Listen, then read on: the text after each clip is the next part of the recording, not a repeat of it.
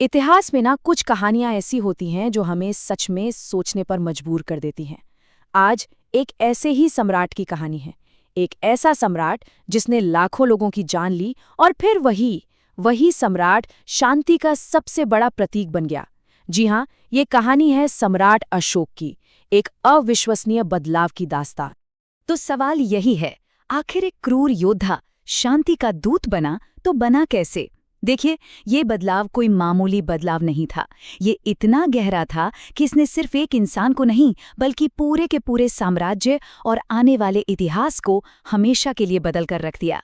तो चलिए, इस अद्भुत परिवर्तन के सफर को जरा करीब से समझते हैं।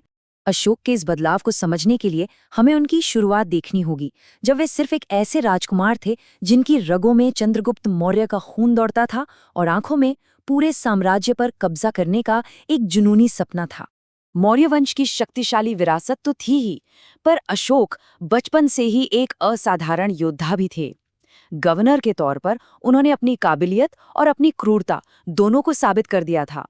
और सिंहासन की लड़ाई, अरे किंवदंतियां तो यहां तक कहती हैं कि उन्होंने अपने 99 भाइयों की हत्या कर दी थी। मतलब उनका रास्ता खून से सना हुआ था। तो उस दौर में अशोक की पहचान सिर्फ और सिर्फ ताकत, विजय और संघर्ष से ही बनी थी। उनका मानना था कि एक साम्राज्य जो है वो तलवार की नोक पर ही खड़ा हो सकता है। और जानते हैं, यही सोच उन्हें उनके जीवन के सबसे बड़े और सबसे भयानक युद्ध तक ले गई। अब बात करते हैं कलिंग की।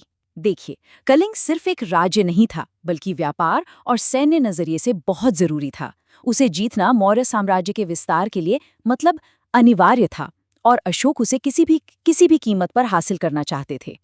1 लाख से भी ज्यादा। सोचिए जरा, ये सिर्फ एक नंबर नहीं है, ये उस युद्ध की, उसकी भयावहता का एक जीता जागता सबूत है। हर एक गिनती के पीछे ना एक जीता जागता इंसान था, एक परिवार था, एक कहानी थी जो उस एक दिन में हमेशा हमेशा के लिए खत्म हो गई। कहते हैं कि युद्ध के मैदान का मंजर कुछ ऐसा ही था। ये सिर्फ एक लड़ाई नहीं थी, ये एक नरसंहार था। अशोक ने कलिंग को जीत तो लिया, पर इस जीत ने उनसे कुछ ऐसा छीन लिया जिसकी उन्होंने कभी कल्पना भी नहीं की थी। युद्ध के बाद जब अशोक ने मैदान का दौरा किया, तो उन्होंने अपनी जीत का जश्न नहीं, बल्कि अपनी इंसानियत का मातम देखा। हर तरफ बिखरी लाशें, रोते बिलखते लोग, इन सब ने उनके अंदर एक तूफान खड़ा कर दिया। शायद यही सवाल उस दिन अशोक के मन में गूंज रहा होगा। क्या एक साम्राज्य की नींव लाखों बेगुनाहों की लाशों पर रखी जा सकती है? इस एक सवाल ने उन्हें अंदर तक हिलाकर रख दिया।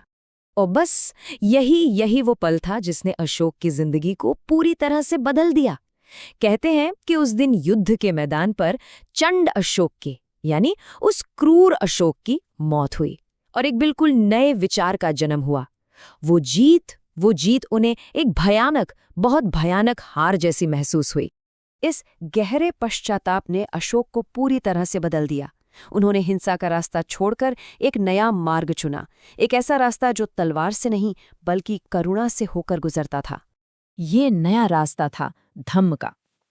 अब ये जो धम्म है ना, ये कोई धर्म नहीं, बल्कि नैतिक जिम्मेदारी और सही आचरण का एक सिद्धांत था। इसका सार था अहिंसा, सहिष्णुता, बड़ों का सम्मान और सभी जीवों के प्रति दया। अशोक ने सिर्फ सोचा नहीं, बल्कि अपने सिद्धांतों को अमल में भी लाया। उन्होंने हमेशा हमेशा के लिए युद्ध का त्याग कर दिया और अपने साम्राज्य की नीति को दिग्विजय यानी सैन्य विजय से बदलकर धम्म विजय कर दिया। मतलब धम्म के द्वारा दिलों को जीतना। अशोक के इस बदलाव का असर सिर्फ उन तक ही सीमित नहीं रहा। अरे, इसने तो मौर्य साम्राज्य की पूरी प्रशासनिक और सामाजिक संरचना को ही बदल कर रख दिया। अब शासन का मकसद जीतना नहीं, बल्कि सेवा करना हो गया था। अशोक ने पूरे साम्राज्य में इंसानों और जानवरों दोनों के लिए अस्पताल बनवाए। जरा सोचिए, उस समय के लिए ये कितनी क्रांतिकारी सोच थी। उन्होंने सड़कें बनवाईं, कुएं खुदवाए और धम्म के सिद्धांतों को पत्थर के बड़े बड़े स्तंभों पर खुदवाया, ताकि हर नागरिक उन्हें पढ़ सके और अपना सके। और पता है, अशोक की वो विरासत आज भी हमारे साथ है। उनके धम्म का प्रतीक अशोक चक्र आज भारत के राष्ट्रीय ध्वज का गौरव है। ये हमें हर पल याद दिलाता है कि एक राष्ट्र की असली ताकत उसकी करुणा और नैतिक मूल्यों में ही होती है। अशोक की कहानी हमें यही सिखाती है। हाँ, उन्होंने कलिंग को जीता, पर उनकी असली जीत तो तब हुई जब उन्होंने अपने क्रोध और अपनी महत्वाकांक्षा पर विजय पाई।